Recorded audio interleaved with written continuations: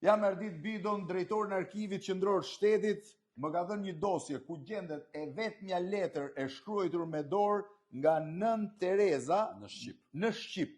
Letrën nuk e prek dot, është kjo. Çfarë është letra dhe ku është gjetur Erdit? Në 2021, teksa kishim filluar përpunimin masiv të dokumenteve të ish arkivit të partisë, dhe kishim angazhuar diku te 30 persona, më vjen përgjegjësi i sektorit dhe më thotë kam gjetur diçka shumë interesante dhe pash të shokuar.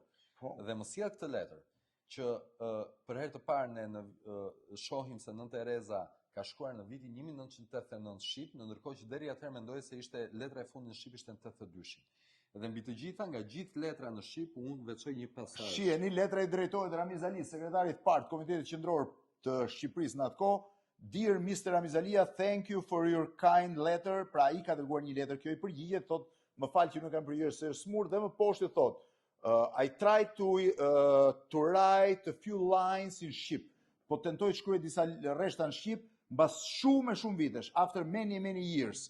Të lutem thot mos më gjyko për gabimet.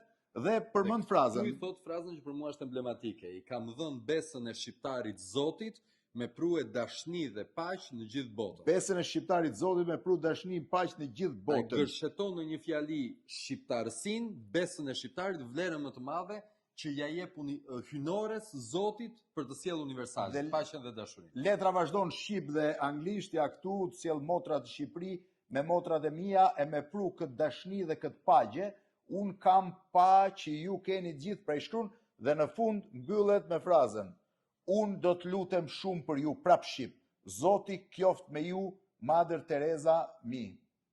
Do të thënë e ka shkruar vetë me shkrim dore dhe ka shkruar vetë me shkrim dore, nuk përdori makinë shkrimi për të treguar pikërisht të modestin, si një formë negociate me regjimin që ta lejonte që të vinte, po të lejonte edhe hapjen e feve në Shqipëri, sepse praktikisht ajo kërkon që motrat misionare të mundet të vinë edhe në atë e saj. Dhe mbi të gjitha, letra me dorën në Terezës, po? Lidh shqiptaren, hynoren me universalen në vetëm një fjali. Fantastike. Faleminderit. Faleminderit.